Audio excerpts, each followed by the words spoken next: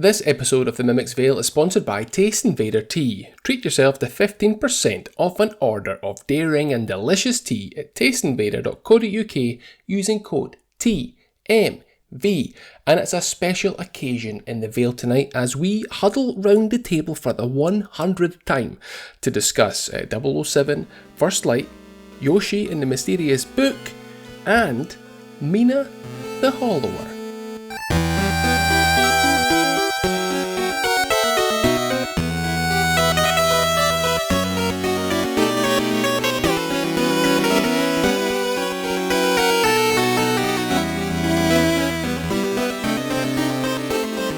So, Mina the Hollower follows on from a long line of games that I don't really paid that much attention to the new stuff coming out. I hear on the grapevine. The grapevine is what I call YouTube to my non-gaming friends. Mm-hmm. Like when you came to the gig the other day, I was like, the grapevine are coming down. Ben's the grape and I'm the vine. I'll take that. And so I got on quite late. I watched like a little trailer about it. I was like, oh, that looks pretty cool. And I've finished it. It is done. Draw a line under that game. I've beaten it. What a time. What a great game. A little mouse called Mina. You're a hollower. Whatever that is, I'm still not sure. It means you can burrow. But you've sort of, Mina the character, you've created these big generators that's made this place called Osix very prosperous, but something's gone bad. And you need to go and help fix them. You need to go and restart those generators. Because Mina is the inventor of those generators? Is that right? I think so, yeah. Yeah. So not only a hollower, but also a inventor. Inventor. Very, very clever mouse. Clever little mouse. Very intelligent. Yeah, I really loved my time with it. I think around 22 hours it took me to get through. So it's kind of like it's like a 2D Souls game. Very difficult at times. Going around with you got a choice of 3 weapons at the start, but you can buy them: a whip, a hammer, and it looks, I think, like a little set of swords. I went for the whip with the mace at the end. I'm sure it's got an actual name. Mm-hmm. But that thing that's on I was going to call it the album artwork. It's on the album artwork. Yeah, of Mina the Hollower. That big whip. It's on the episode artwork. It's on the of this the album episode. This is this. Yeah, just such a good game. Really interesting. Little shortcuts here and there. It's amazing how much you can look at one particular screen and not see something. There was a few nights that I played it quite late. And I was like, well, where the fuck am I supposed to go? And I'd either notice 50 minutes later or the next day, there are these little sections of wall.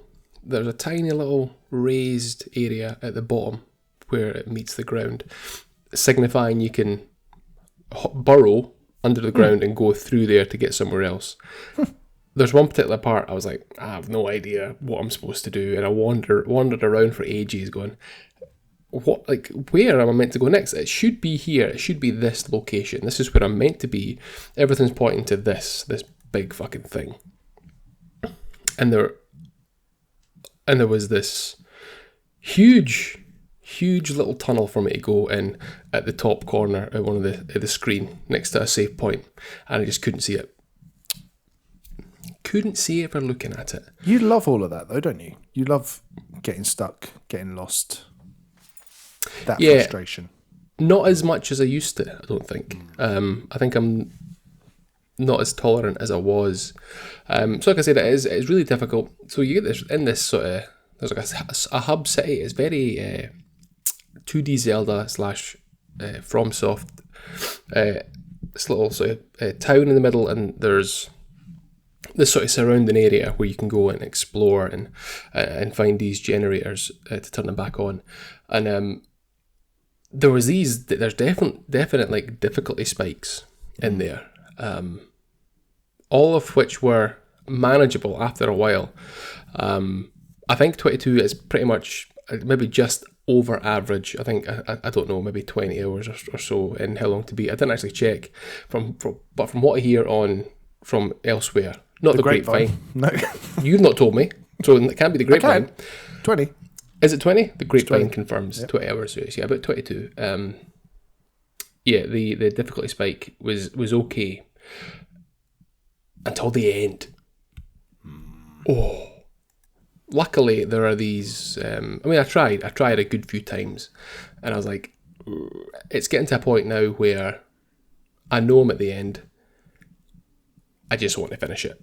Yeah, And I can understand that. Yeah, I was like, I want to move. Not that I want to move on to what's next, but it was so close, and trying to do it without modifiers seemed impossible. So I added these modifiers on. They're available within the options, just to make things easier. And as I was going through that last bit, I was like, this would have taken me fucking hours to do. I'm so glad I added them on, because it really seems an unfair difficulty spike at the very end. But that's why those modifiers are there. I put in Discord that I did that, and it's that Pietro said that he'd tried a few different combinations of trinkets, so you can attach these trinkets like in Hollow Knight or any of those types of games that you can attach one that flies will come out, or one that makes you be able to walk on spikes a bit easier, that kind of thing, that he'd fiddled about with a combination of trinkets that you can apply, and one finally worked for him to go through the end without adding any modifiers. But I think he said he was close. Let's just say he was super close, and one more shot he would have added those modifiers on. Yeah. But he was lucky. It's luck. It's a luck. It's luck. It's pure luck. And you had bad luck. That was very bad luck. Bad luck. Bad luck. Yeah, that sort of. There's been a lot made of its difficulty, from what I've heard on the grapevine. It didn't. So I haven't got anywhere. I mean, I haven't even left that hub town. Okay.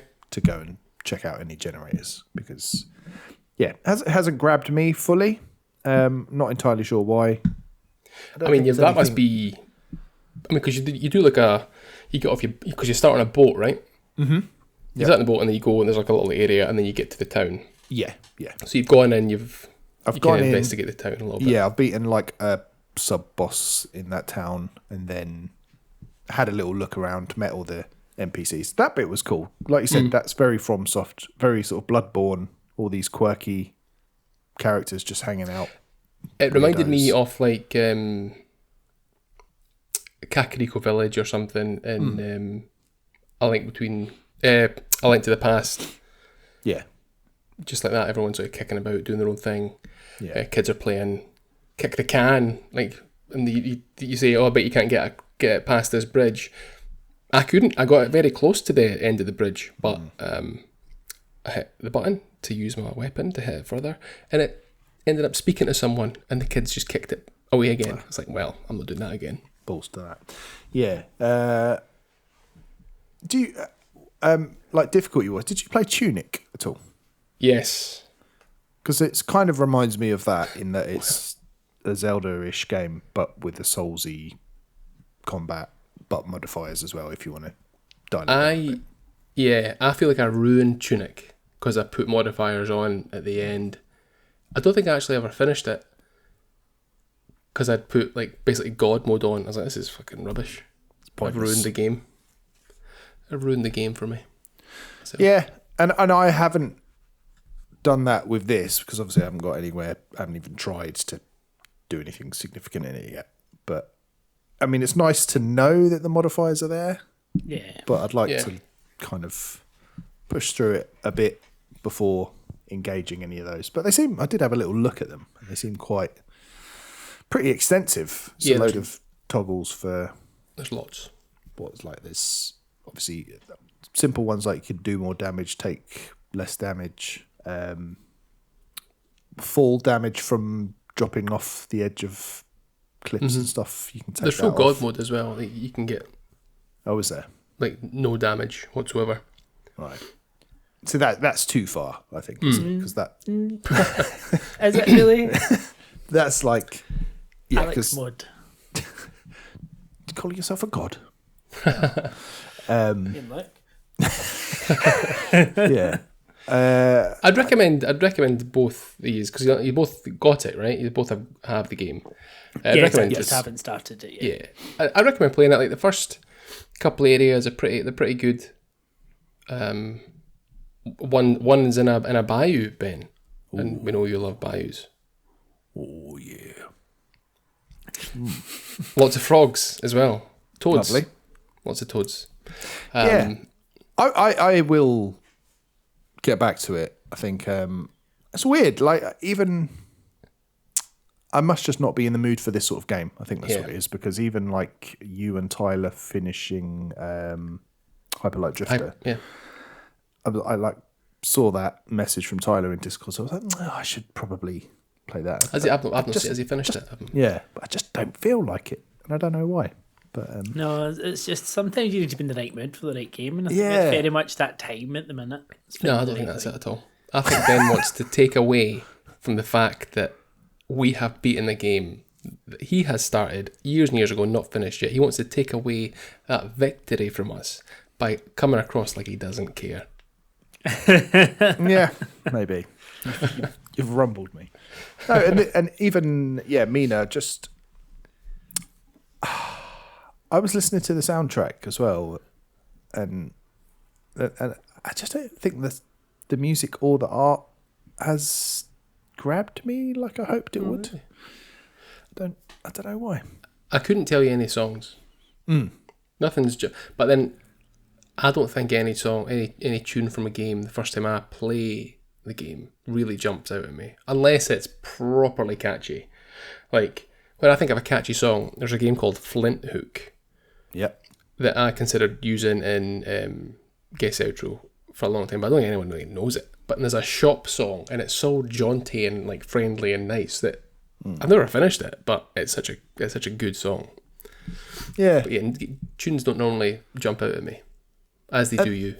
Yeah, well, I like chiptune music. Like, I think Shovel Knight, when I first played that, I was like, oh, the music in this is incredible. Or The Messenger, the chiptune music in that really stands out.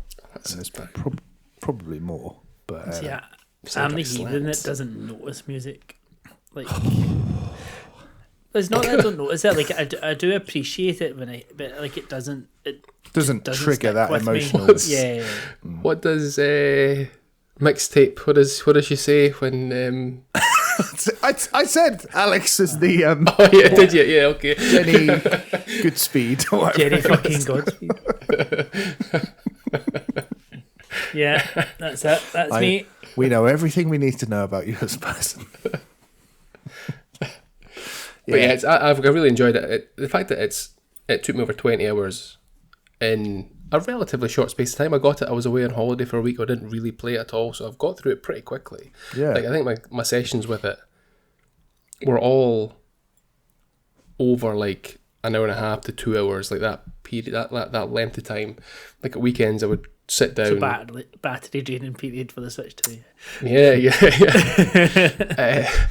But no, I'd really wanted to play it. I really wanted to get through it because sometimes I'll play a game and I think even with Hyperlight Drifter, getting through that in 6 hours or so, I was still looking at being like, how long have I played it for? How long does it say? How long does How Long to Beat say that should take me to get through this? Like I didn't have that with Mina. Like I said, I've not checked how long to beat. But when it was sort of getting up to 16 hours, I was like, oh my god, I can't believe how long I played this game for. Like I'm not falling off it. Because like 10 years ago, I'd be like, I want the longest games possible. I don't want the 10-hour games. Yeah. But now I can totally see why people say that. I just want a 10-hour game. In Hell 10 yeah. hours. Like now I totally understand, but like a good Welcome while to ago. 40. Yeah. Even like Oh, he's been through the change at last. yeah, that's it. I woke up a new man. Like even when we started like podcasting, or like in whenever like 2019 or whenever like that, I was still like, I want long games. Yeah. But yeah, now it's totally different. I'm like, 5 hours is too short. Yeah. I think 8, 9, 10. That's That's the sweet spot. yep. Resident Evil 2 was 9 or something like that. That was great. Yeah. No, I completely agree.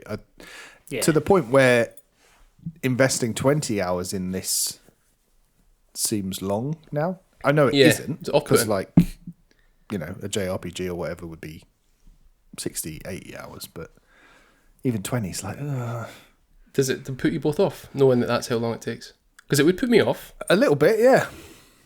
There is a bit, because I feel like it's not 20 hours that I will particularly enjoy for the type of gameplay that it is, but everything else like points me to it, and I think because I so enjoyed Pipistrello and the Cursed Yo-Yo, and I do see similarities between this and that. Obviously, they're different without the yo-yo and more difficult combat. It is similar, yeah.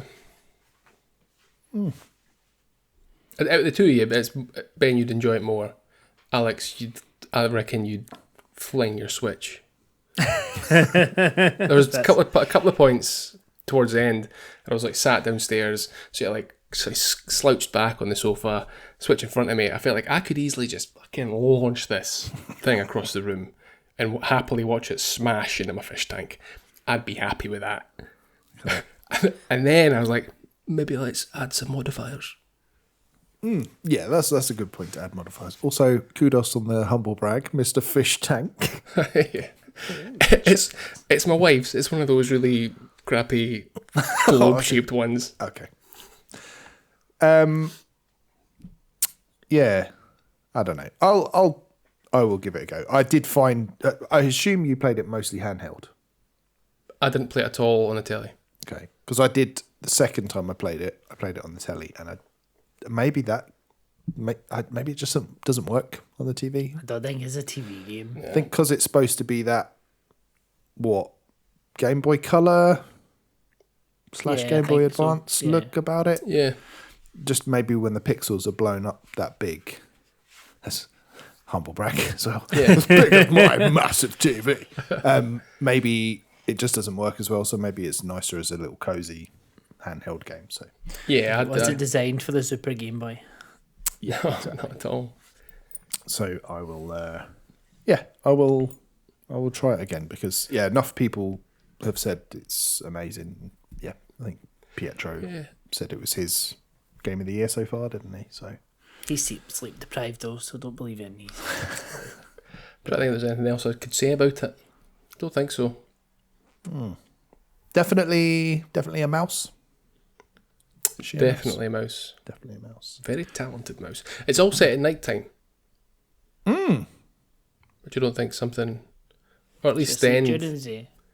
I think you sleep. Well, when you do like the shit, this is not a fucking spoiler. It happens relatively close to the start. When you do a generator, you're at the top of the generator, and you sort of look out over the land, and you fall asleep, and it goes light, and then it gets dark again, and you wake up. Because mice are nocturnal, right? I guess. Are they? Is that a fact? Sure. Fact. Don't even have Is to it? check. Check Of course they're nocturnal. I don't think mice are nocturnal. If I was a mouse, I'd be sleeping during the day when all the big scary predators are about, and I'd be creeping around at night. Yeah. Nighttime, famously predator free.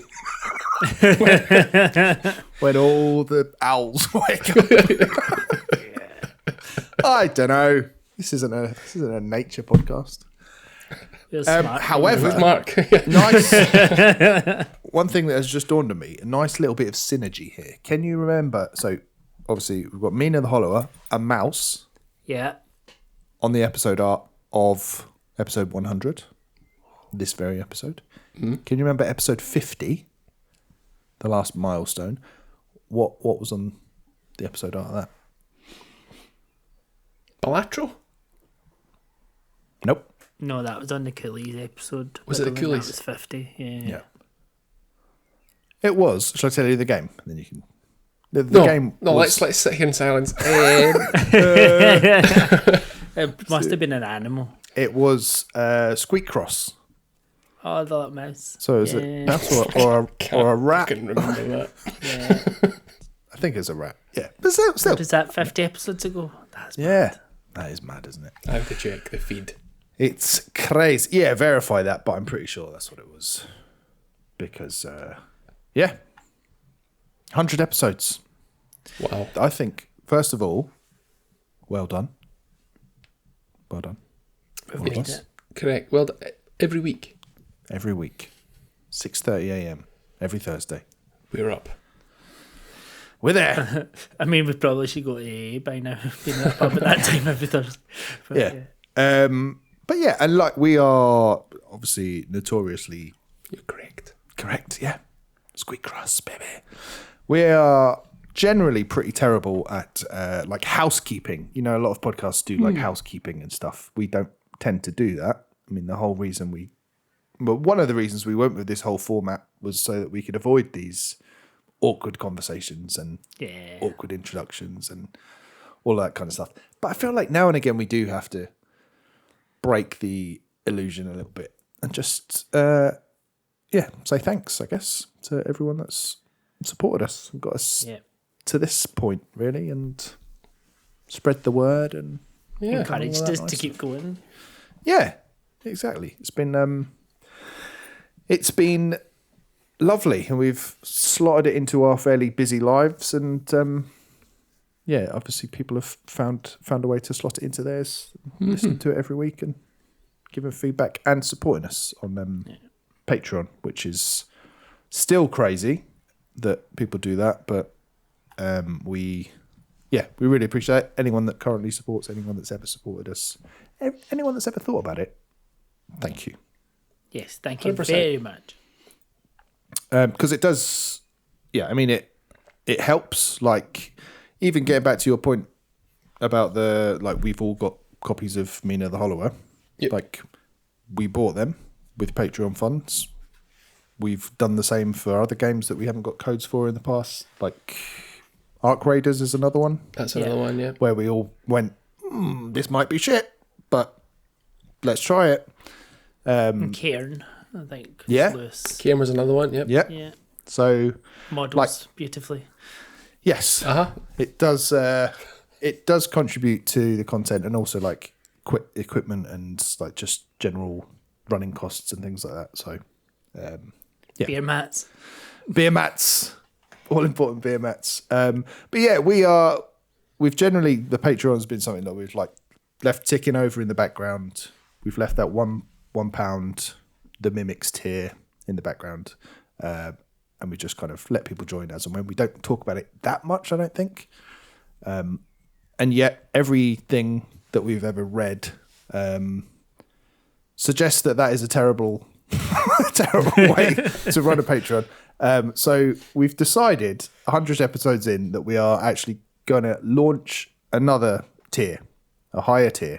It's a £5 a month tier, and it's called the Celestial tier. Wow.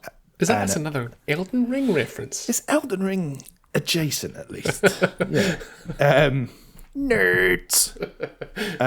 But that's just another way to make us sort of even more sustainable. Means we can do, produce better content, get more diverse games, get better gear, maybe do some more in-person episodes and have the the equipment to do that maybe down the line. But yeah, so if anyone wants to join that, and I think there are a few people that are already paying that anyway, so we'll obviously message you guys to sort of say this is how you transfer over to the Celestial tier. And for that, so on top of all the like the usual stuff, which is Discord access and the monthly chin bat, so every episode of that, we're also adding in a Patreon producer credit, basically. So you'll get a shout out on every single episode, and you will be an actual producer in that we will ask you for input, we'll ask for feedback, we will ask for your thoughts on topics and stuff like that. So £5 a month for the privilege to do some homework for us, basically. But yeah, quite a nice way to get everyone involved in the process. And if you want to show your support, we would be extremely grateful. Can you tell that I'm really awkward doing this, by the way?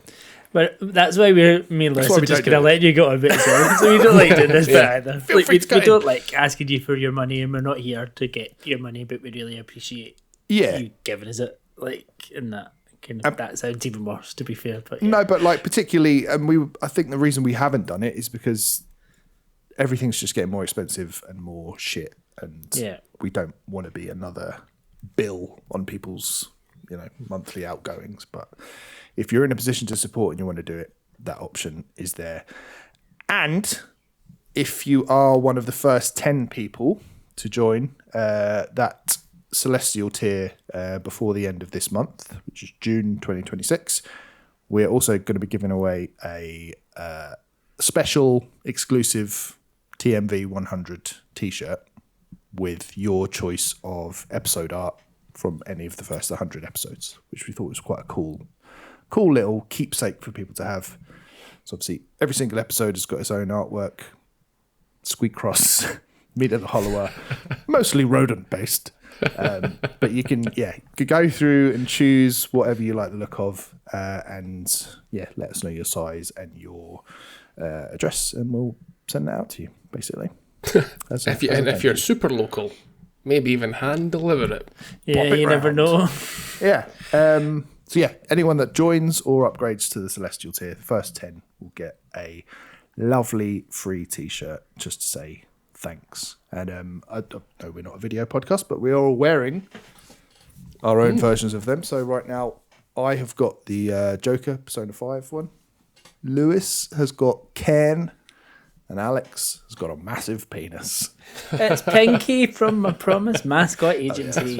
Yeah. It's a thumb. It's a thumb. Or is it a pinky? Must be a pinky. Yeah, it's a pinky. Pinky the pinky. big pinky. Yeah. I always thought Pinky was a thumb. I know, I did initially as well, but then it's called Pinky. Yeah, but... Yeah, okay. Yeah. Anyway, yes. Thumbky. All of this to say, the Celestial tier is now live on patreon.com/The Mimics Veil. So if you want to support us at that level, get that shout out every single episode, and also get your hands on one of these lovely t-shirts with a design of your choosing, then we will be delighted. And if not, that's totally cool as well. It's fine. We appreciate all the support. Very good. Done. Well done. I would like to add another bit of admin in here just to say, yes, mice are nocturnal. Excellent. I typically spend the time awake between 10 p.m. and 4 a.m. I've only ever seen them during the day. Exactly. It says here, if you see them out through the day, it's probably not a good sign. Yeah. And that they're close to death. Well, yeah, I only see them when... Well, they are if you see them. I see... if Alex sees them. If I see them, I only ever see decapitated ones that my cat has brought in. Yeah. Lovely. In fact, I had to kick him out the other day because he was crunching. Oh, God. It was disgusting. So, yeah. Anyway, speaking of cute little animals... I was wondering where you were going there. Decapitated mice. There's no decapitated mice in Yoshi and the Mysterious Book, but yeah, there are plenty of cute little animals. So I have been playing Yoshi and the Mysterious Book, which it's basically it's a light puzzle platformer at its heart, really. Like, so you've all seen it in the Nintendo Directs and stuff, and it's just a little lovely cozy game. But it's no more than that, I would say. So I've not finished it. I think I've got about 250 stars, but I've only done 3 of the worlds. And how it is you are a whatever colour of Yoshi you wish to be, and you pick your colour of Yoshi to go into these stories. And Mr. E, great name. What colour are you? I'm purple. Purple Yoshi. Yeah. But you can change for each level. You go in now and change it whenever you like and stuff like that. But Mystery is the book, and you have to help Mystery uncover all the secrets of this land or within this story, essentially. And the story's been dropped by, or the book's been dropped by Kamek and Bowser Jr. So Bowser Jr. and Kamek, you're kind of coming through, you're seeing them as you're going through, and you're searching for this creature. And every so often, like within the levels, you'll have different bits, like almost like the end stage of the level is like not quite fighting against them, but you have some sort of interaction with them in that level as you go through. And I haven't finished it, so I don't know kind of how it ends, but or where that story goes. But ultimately, you've got these little hand drawn. Well, not they must be hand drawn, but it certainly looks like a little animated book page, and you've got a little magnifying glass to hover over these different little creatures, and then initially they'll give you like 3 question marks and it'll say like one thing that you can go and explore, and then you will go into the level and you will be presented with some type of flower or animal or creature or something like that, and it's basically each level is like a puzzle to solve and to understand how the mechanics of that specific level are working. Like some of them can have some sort of like surfing mechanic, some of them is just platforming, some of them is like shooting things like Yoshi can, like creating the eggs, some of them is flying, some of them is like using clouds to platform, some of them using bubbles, loads of different things. It is very creative, but none of it is particularly challenging or difficult. And as you're exploring the levels, essentially you're filling up the notebook, because like when you uncover these little secrets, like it'll appear on the screen. It's like, oh, such and such does this, and it'll be like you hear that little like pencil sound in the background, there's a little pencil sound effect, and like this little thing, or like a little note, as if Mr. D's drawn a note in the book to say, oh, they react to being jumped on their head, or they react to eating a chili, or they react to they change colour based on the apples they eat, or things like that. And each of those is given like a different number of stars depending on which one you've uncovered. So it can be like 1, 2, or like 3 stars for finishing the level. And you need to uncover as many of these things as you can, and each page or story of the book needs so many stars to unlock it. That's how you progress. But then when you finish the level, it says like you can either just keep going and keep exploring, because you don't need to find everything to finish the level. There's basically like one main objective, and everything else is to kind of help you get there. Yeah. So when you find that main objective, that's when you can end the exploration, or you can keep going to try and find everything. And then when you end the level, it basically says, oh, this is such and such, and you've learned all this about the creatures, and you can, would you like to name this creature yourself, or you can use Mr. E's suggestion. Now, I've just used Mr. E's suggestion, but you can name all these things whatever you want. So when Did you try any swear words? I didn't, but my son was trying to name them. But he didn't use swear words, but this is where it was like... It's not accepting this 4-letter C word. Well, yeah, I've got lots of those. But he wanted to name them like Bowser and Luigi and Mario and all this, even though that's not who they were, and it wouldn't let you do that. I'm like, well, you've got kids here playing Nintendo games, and they're going to probably want to put things like that, and so why not just let them call it like things like that? It's not like it's a swear word or something. That's fine, but so then I'm like, well, it's just select the name that it's given. He's like, no, I want to go. I'm like, but it's not going to let you. I was like, it doesn't matter. I'm going to keep. So you're fighting with him because of that, because it wouldn't let him call the thing Bowser. I'm like, have you been playing it through with him like the whole way? Initially he played it and he basically fell off it. He actually wasn't that interested in it. I've been more interested in it than he was. And I think a lot of that is I can only play it in short bursts. Like if I play this more than maybe half an hour, I'm like, oh my god, this is so boring. But if you play it for half an hour, you're like, I actually quite enjoyed that, and I like doing that wee bit, but you don't want to keep going. You need to play it in little bits, which is a shame, because it's not a long game. I think you can finish it in like 4 or 5 hours. Like it's not. Yeah, how long to beat says 8.5 for the main story, so it's well within that sweet spot. And it is nice. It is a nice game, but I'd say you wouldn't want to play it more than half an hour a day. Wow. Like, because it just gets mundane. It's not like it's boring, and it is. And I suppose some people might appreciate that fact that it is just quite cosy, and there's not a huge amount of challenge to it, but there is challenge at points, whereas you're like, oh, I know I can get up there, but I can't quite get up there. And there's even like some of the platforming, some of it, like, it is nice, some of the things I've put in there. Like, one of the things is, like, you need to play out, you've got these animals that when you jump on them, you need to make sounds, like notes, and then you need to jump on them in the right order to create, like, the song and uncover the...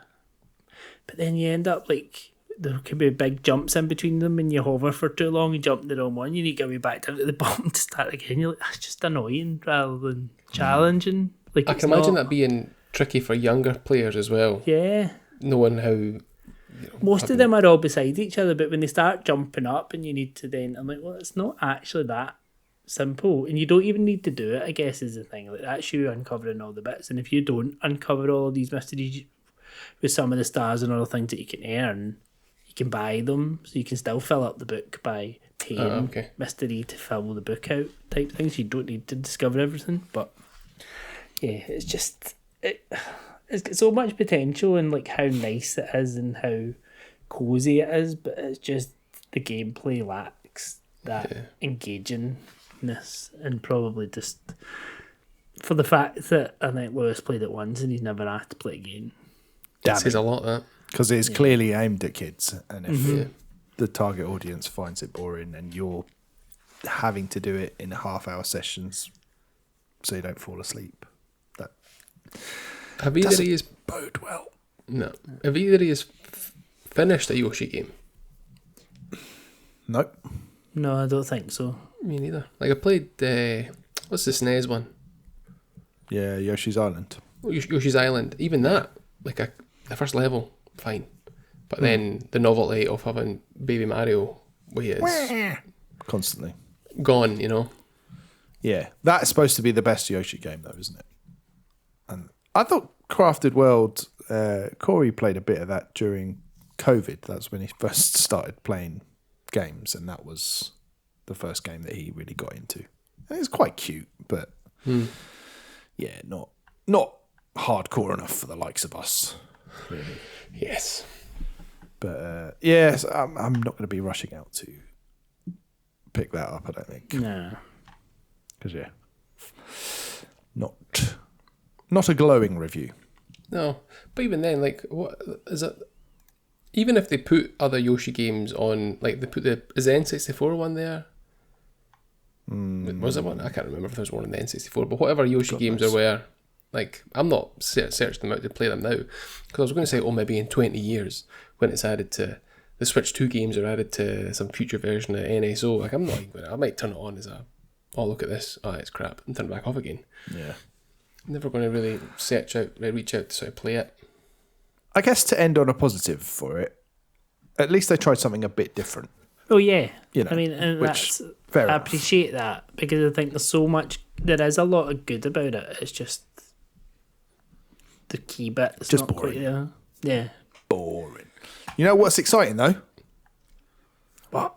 Receiving feedback from the community. Oh, wow. Yeah. We did ask if anyone had any comments or questions or whatever that they wanted to share for episode 100. We've had some And if they were quite nice... polite, they could have shut their damn mouth. and some people did reply to that message. So we've got...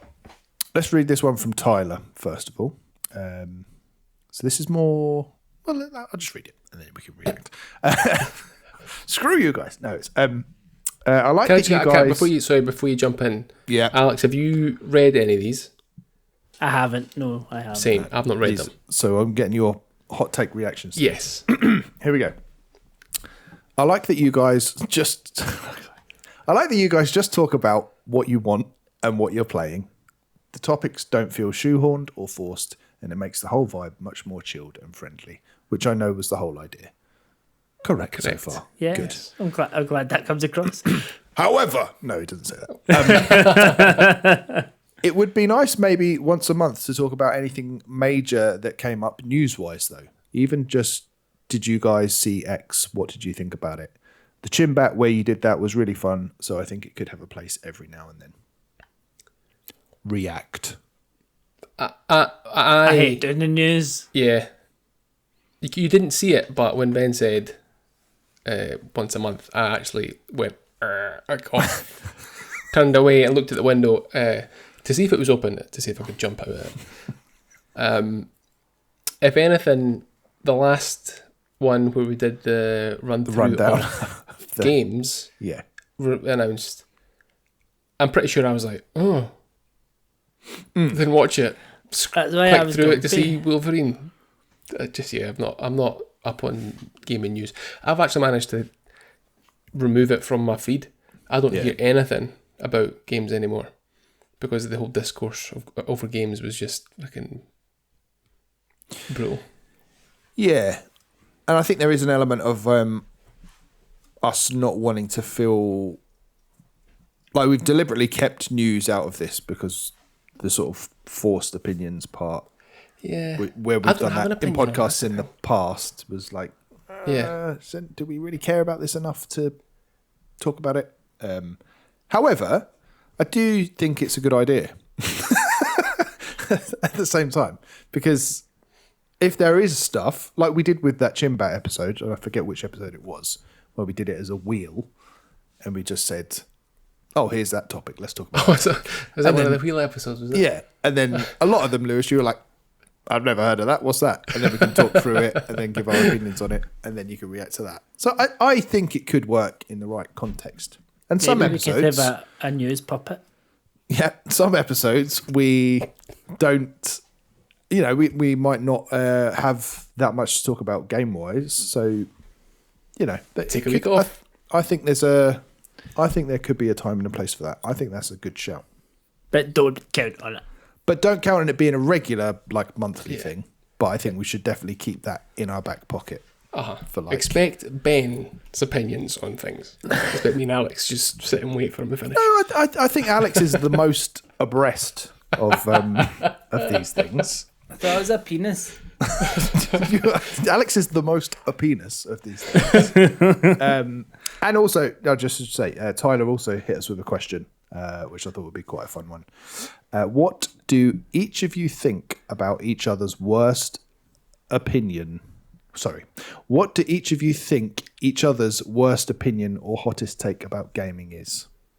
Like Alex despising Nier Automata without giving it a proper chance. I did give that a proper chance. You take that back. That's Tyler's wording. I know you finished it twice, but you can't. That's not finished in the game, though, is it? I thought you needed to do it a lot more than just a paltry twice. Oh, you shut up. Get back to your bad takes on Two Big Rooms and classic one. Yeah, it's a classic. It's a classic. Yeah, I don't like this because there's big rooms in it. But it's Big the empty rooms. exact genre that you love. But Yeah, big but empty the room. rooms are too big. Ridiculous. It was without atmosphere.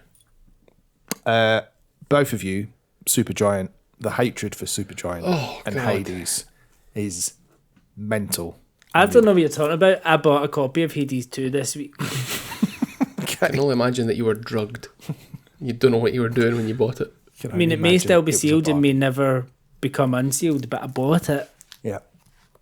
I think that is an insane take from both of you, though.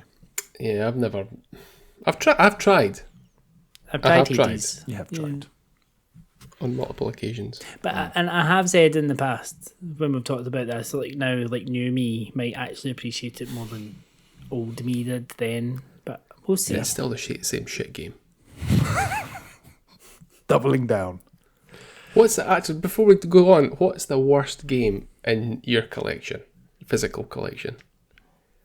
Oh, I got that Balan Wonderworld. Balan Wonderworld. I was going to say that's the exact same. Did you open it up? It's got like tickets inside it. No. Tickets to the Wonderland. Yeah, like admit one, and were opened up at the time. But that's mine as well. Is that? Here's another one. Blood. No, yeah, that's one. Alex not liking Metroid. But I only don't like Metroid Dread. Well, that's bad. And you've never given the other ones a chance. Yeah. I played Metroid 2 on the Game Boy. Metroid Dread. Okay, Metroid Dread specifically. That's bish. That's what I'm talking about. It's brilliant. Oh, let's hold this button to do this, and then we need to go, ooh, and then When- it's just like, ooh, it's just pish. When did you play Metroid 2?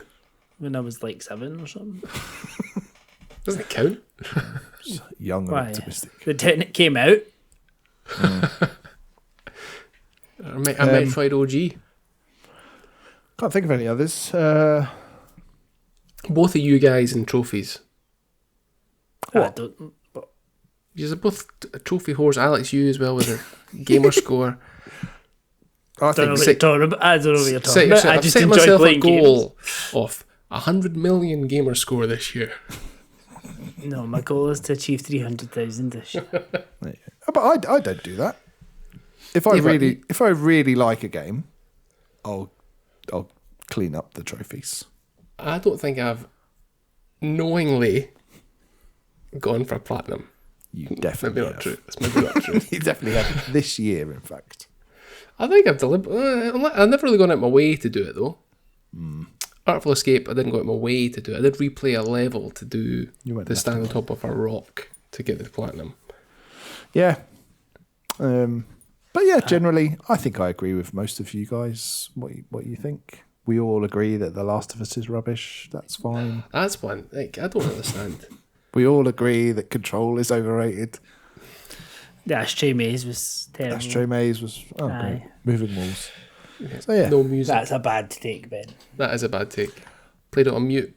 Portal 2's all right. Yeah, you've got worse. I think you've got worse opinions than. No, but it's even Alex and worse I. than that is that you fucking think Horizon Zero Dawn's a masterpiece. Yeah. And it's the worst 3 hours at the beginning of a game that's ever been. Now that was a fun platinum. God. Yeah. So that was our response to hot takes. But Tyler, I did give that a chance, so shove that up your ass. Another quick question. I think this will be a quick question here. This one is from James. Would you consider live YouTube stuff or recorded playthroughs of games, or Alex live streaming building Lego whilst singing? If you want me to live stream building Lego while singing, aye. Yeah. I mean, Careful what you wish for.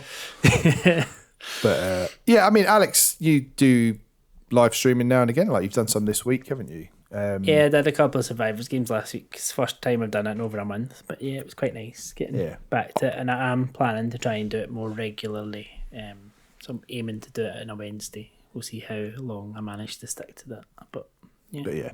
Alex is your streaming guy. I think realistically, I think we do well to fit in one recording session per week as it is, without putting too much of a strain on our otherwise busy adult lives. Yep. So realistically, probably not. I mean, we could record episodes live now and again, and stream it, but I feel like, again, probably don't want to overpromise that because that introduces more scheduling stuff, you know. Can I just say, because we did do that for a good while before. Yeah. And I never liked it. The reaction and dealing with a chat. Having to, what's the chat saying? Who cares? Like, I was like, just ignore the chat. Let's just have a conversation. Don't have to fucking look at what's going on over there. And there'd be so many times as well, like you wouldn't start on time, or you wouldn't do this and you wouldn't do that, and then you were kind of stressed before you even got started, and you'd rather just commit to what we commit to just now, rather than over-commit and let you down, essentially. Like, we are at this overpromise and pub deliver. 6:30 every Thursday morning. That is a massive commitment. Yeah. We've managed that, and I guess we don't want to overstretch ourselves and then not be able to deliver on that at the very least. So, yeah. There's your boring answer to that question anyway. But maybe one day I might manage to get the two of these to stream with me. You never know. Maybe. Oh, I did that one Ben time. has, yeah. You'll never get Lewis. We did. I thought we streamed Dark Raiders. Oh no, I tried to remember and then it broke. Oh, then it broke. Yeah. And After then, I killed those people, and it was like the funniest thing. Oh, that was so good. Oh, would have been great. yeah, just we'll get through this self-indulgent bit now. But this message from Matt. Hi all, hi all, and well done on 100 episodes. I just wanted to say that I enjoy listening every week and keep up the great work. Each week after listening to you guys talk about the games that you're playing, it increases my backlog/wish list. Also, just want to shout out the great community that has been created on Discord. Such a great group of people. Here's to another 100 episodes. That's nice. Very That nice. is Thank you. Is he Thank sure you, is Matt. he's talking about our Discord? I think he maybe sent this to the wrong address. I don't know. But yeah, that is lovely. And it is a nice group. And it is, what I like about it is that it's not too full on either. It's not like, obviously people get excited during like the last few weeks with all the announcements and stuff. But it's not intrusive, I suppose. It's pretty chilled, Manageable. and everyone's very respectful of each other's time and stuff. So yeah, it's lovely. And yeah, another just a last one I wanted to read out because this was a lovely one from John, Gaming in the Wild, Oh yeah. a podcast we love and respect, and a podcaster that we look up to immensely. Very much so. Thanks for the show, you three. I look forward to it every week. It's funny how listening to regular podcasts with a good format, familiar voices, and an amiable vibe kind of goes beyond just being a podcast and becomes something a bit more. Like an hour of reliably light-hearted, relaxing, enjoyable time in a difficult and chaotic world that's going slowly out of its gourd. So thanks for that. The Mimic's Veil maybe means more to people than you know. Oh, Wow. that's lovely. Thank you, John. I heard that in John's voice. Oh, lucky you. I'm going to take pictures of outside my window because I know John does that. He'll describe what's happening in Reykjavik at that precise moment. I'll take a couple of pictures of Edinburgh. Be like, go and just send me a voice note. Yeah. Just describe. I'm please. looking at heroin needles. Someone's just been glassed. Yeah, no, that is lovely. And yeah, go and, if you don't listen to Gaming in the Wild already, please go and do so because it is a fabulous podcast. It really is, yeah. Lovely. And yeah, thank you everyone else for your feedback and questions and stuff. Yeah, it does mean a lot to know that people care and people listen. So thank you again. 100 episodes. Well done. Well done, everyone. Take 5. No, don't take 5. Take 7. Take 007. First Light. I've been playing that. I've finished it. And it is yet another 10 to 15 hour single player action game. I thought you were going to say another 10 out of 10. Well, that too. Love it. Is it good, is it? It's really good.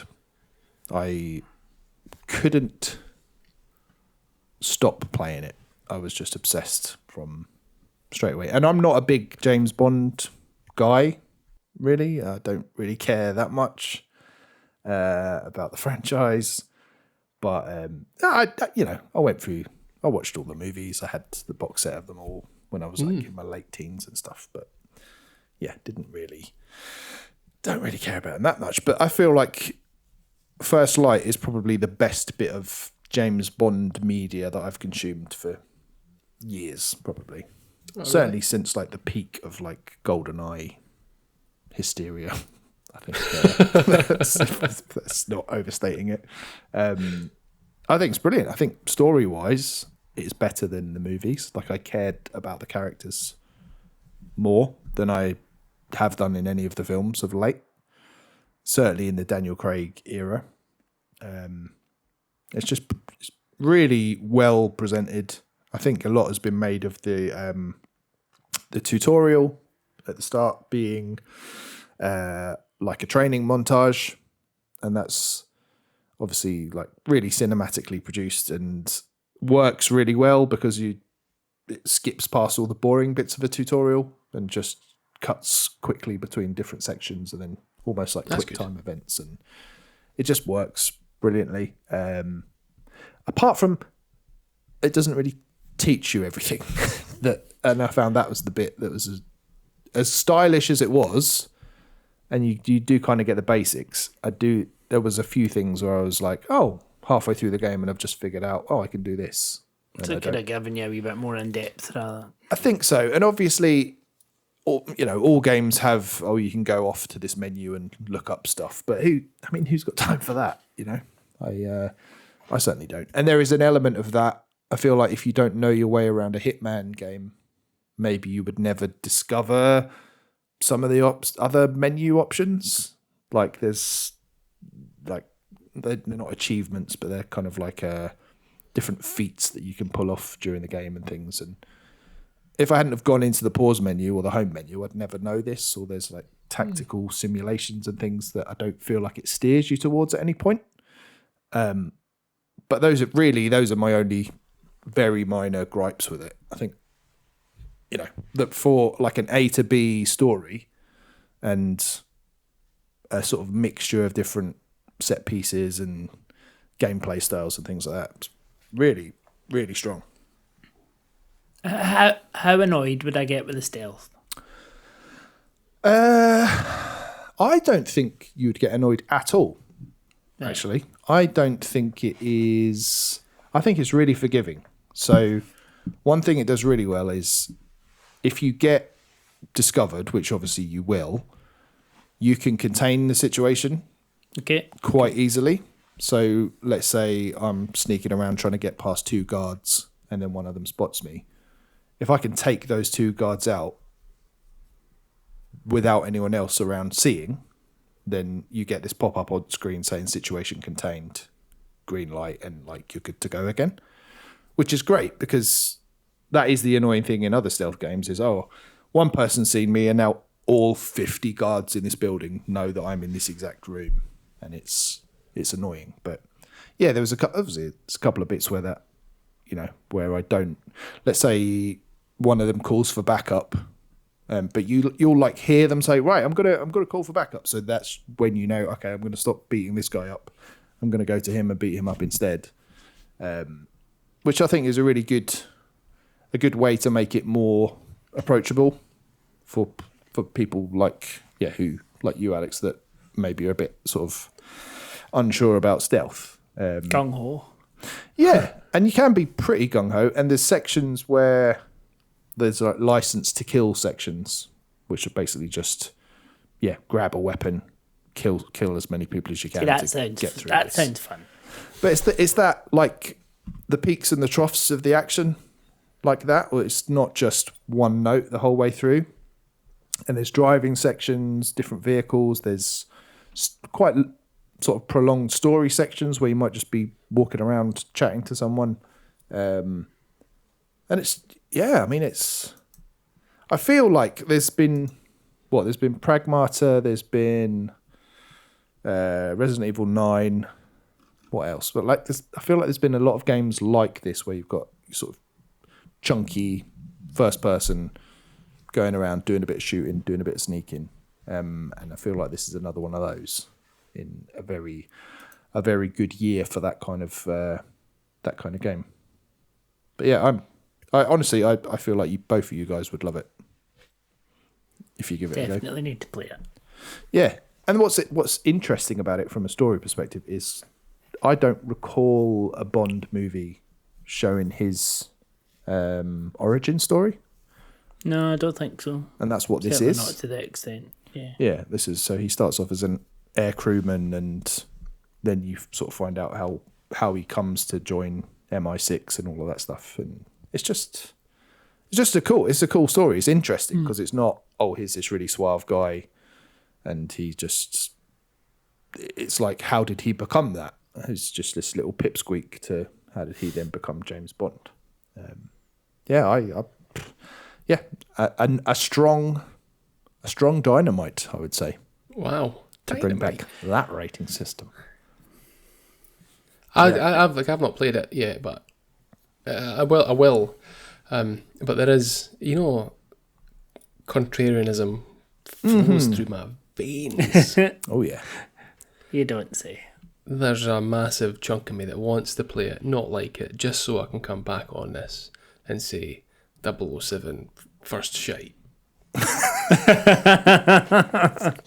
Well, that would be worth it just to do that. But I don't think you would. I think you would enjoy it just for the sheer gameplay variety and just how cool it is to play. Control Bond and all the gadgets and the fighting. The fist fighting feels great. The shooting feels great. The stealth is great. It's great. Who did the song? Lana Del Rey. Yes, okay. Yeah, and in fact, that's a good point actually. I don't think that's that good either. Coming from that Snake Eater song from what I played earlier in the year, the Metal Gear Solid 3 one, which is the best Bond theme ever. This felt like a bit of a come down from that. Okay. They just got them mixed up. Yeah, swapping them around would have been better. And also, just a really quick shout out to the difficulty levels. Now, you know me, if there's an easy option or a normal option or a hard option, 9 times out of 10, I'm going straight to easy. However, the wording of these, so that normal is not called normal, it's called intended. And that made all the difference for me. I was like... But they tend to say that in the description. Yeah, but it's the word normal. Because whenever I see the word normal, I'm like, oof, I don't want to be normal. And I think, well, I'm definitely not going to be hard, so it's easy. But whereas intended is like, okay, intended. I can work with that. But no one wants to be normal, surely. Nah. So yeah, more of that in games. So I played it through on the intended difficulty, Lewis. Intended difficulty. Yes, without dropping it down. And how was it to finally play a game? The way the developer intended. Yeah, I mean, I died several times, and actually the loading screens after you die are much longer than we've become accustomed to in this day. Oh, really? Yeah. Yeah, but I mean, 10 seconds? But it feels like a lifetime now because we're so used to everything coming back quickly. I was going to ask, as a tangent, favourite loading screen? Oh, I feel like the ones where they have the little pixel characters down the bottom, like, isn't Like a Dragon got that? Alex, like it's got a little, say something. Like a little... or Fire Emblem. It's got that, hasn't it? So Yeah. when I was thinking Fire Emblem, and if you tilted the Switch or your controller, would it not run? Yeah, I think so. That rings a bell. Yeah. So there you go. Anything like that. What about you? What would yours be? Favourite loading screen? I'm normal, none.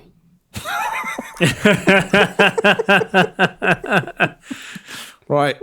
Next topic. Top 10 loading screens. Lewis. No, like I said, the Fire Emblem ones did stick out. Yeah. Other than that, That's the only one I had in my head. Yeah. I like the ones that give out tips, but when you're playing them from an SSD and they just go off the screen straight past it, doesn't matter. Like, well, that was handy to know. Yeah, good. That's why they're making them slower again, so you can get them. All right. Well, before Alex takes us out of here, just one final reminder to go to patreon.com/themimicsvale. Join that Celestial tier at £5 and get yourself a cool t-shirt. 1 of 10. 1 of 10. Doesn't get much more exclusive than that, does it? It doesn't. It's got 100 on the back as well. It's got a little detail on the back. It's a lovely little detail. Oh, lovely little detail. Lovely. Anyway, things are changing around these parts. It's time to play for the very first time, unless you've listened to the Patreon episode. Guess the outro. Face off. I did try and get a button, but I'm not very technically gifted to these things. Maybe next week, we'll see. Ben, you might need to help me. Anywho, so I've changed it up a wee bit, right? So we're going to play similarly to we've played before. I'm going to give you a top 10 list, and you need to guess how many of those games you can guess. But rather than telling me how many you're going to guess, you're going to go one at a time, and you're going to get 5 guesses each. Ooh. So that's a curveball. So basically, you get 5 guesses, and whoever has got the most correct, and I will tell you if they're right or wrong as we go, so that we get at least an idea of what games are on there and what are not. And whoever has the most correct answers after your 5 guesses each gets to pick the outro song. Okay. Very good. Okay. So slightly different. That is a curveball. So we'll see how this goes. Yeah. But I think it should be good. So I thought, what better way to start than the top 10 video game soundtracks from CBR.com as at May 2026? So at least we should end up with some good music, hopefully. Jesus. So you could give it. You don't need to look so scared because I think you. I don't think we'll get any. No, I think you probably would. To be fair, I think these will be fine. Okay. So Lewis, I'm going to let you go first since Ben won the practice episode. So you get to But go first. he won because he By default. just lowballed. Like he was like didn't try. Well, I can't do that now. Exactly. I'm glad Alex changed it. Mixed that up so you can't phone it in. So I just say. I mean, you can talk, you can show your workings if you like, chat through it, but you've got 5 guesses. I can't show you a blank piece of paper. So I get to say 5 or up to 5 go just now. we'll go one each. Oh, okay. Undertale. Correct. Yes. I wouldn't have thought of that. Fuck. Are we allowed to ask questions? I mean, you can ask questions you like. I don't necessarily need to answer them, but I mean, go for it. What site is this from? CBR.com. It seems to focus a lot on music. Okay. Near Automata. Correct. Really? They didn't rate them on the site. It just listed 10, so I can't tell you which order these appeared in. They were just 10 games. So that's a good start. 100% so far. Pressure's on you, Lewis. Hollow Knight. Correct. Yes. You're kidding. Ah, they've got some quite cool pics on here. Hey, get off the website. It's just mean. Yeah. Okay, I am going to play a dangerous game here. I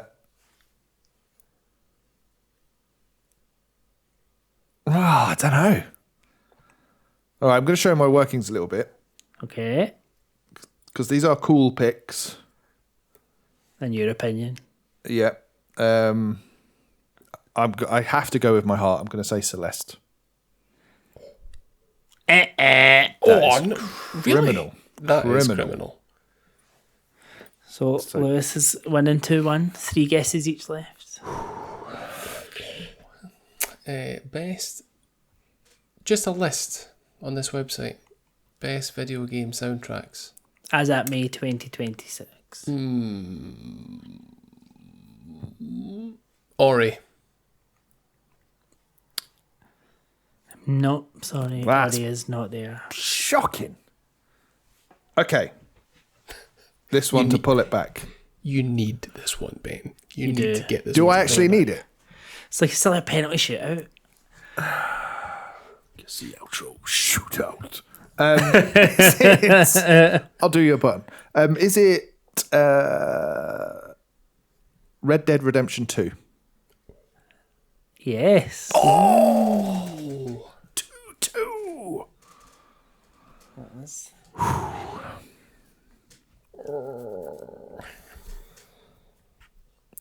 In the event of a draw.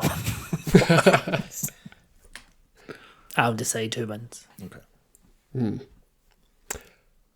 Persona 5. Yes. Yes! How did I not say that? I've got the fucking t-shirt on and everything.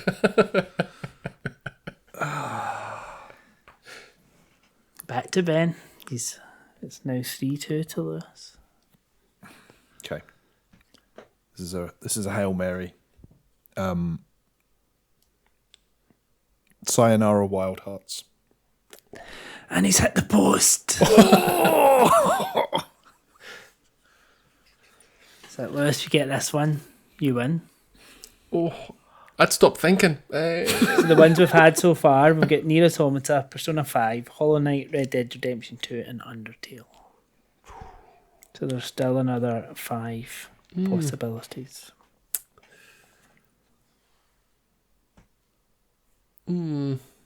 Breath of the Wild. Over the bar. Oh, he skied it. Okay. Ben, sudden death here, Sudden Ben. death. Right. This is It's all or Gareth nothing. Southgate stepping up to take the penalty. Oh, he's putting a blindfold on. How about Streets of Rage 2?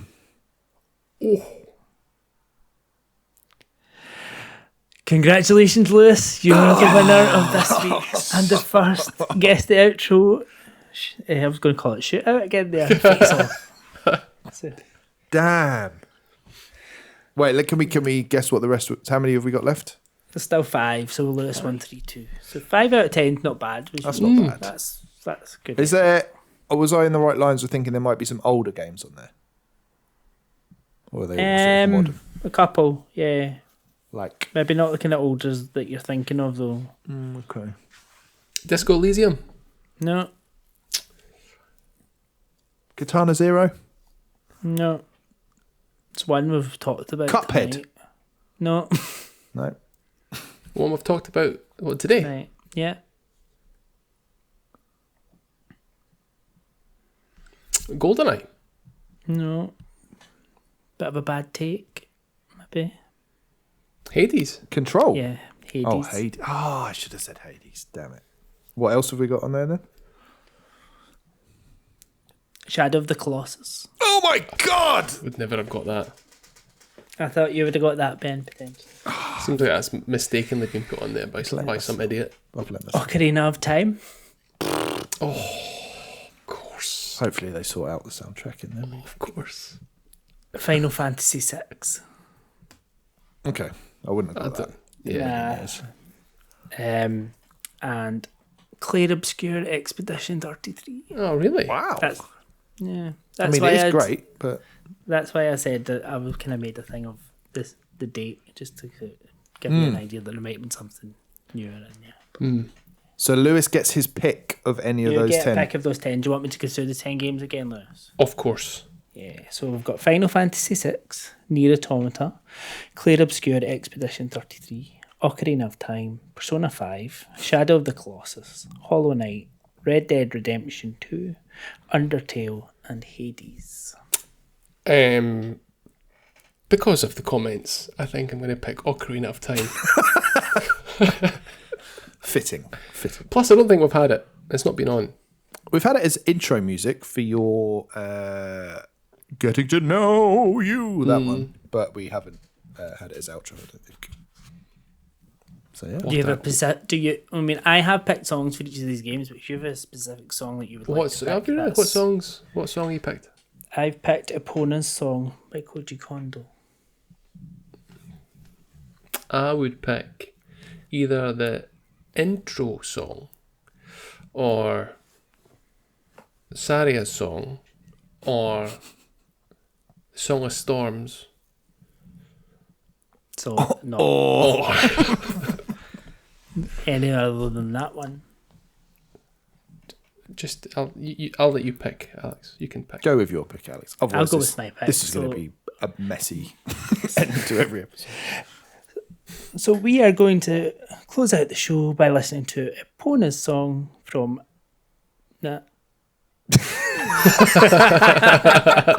So Good close, practice, just that bit. nearly over the line. Yeah. We're going to finish the episode by listening to Epona's song by Koji Kondo from The Legend of Zelda Ocarina of Time.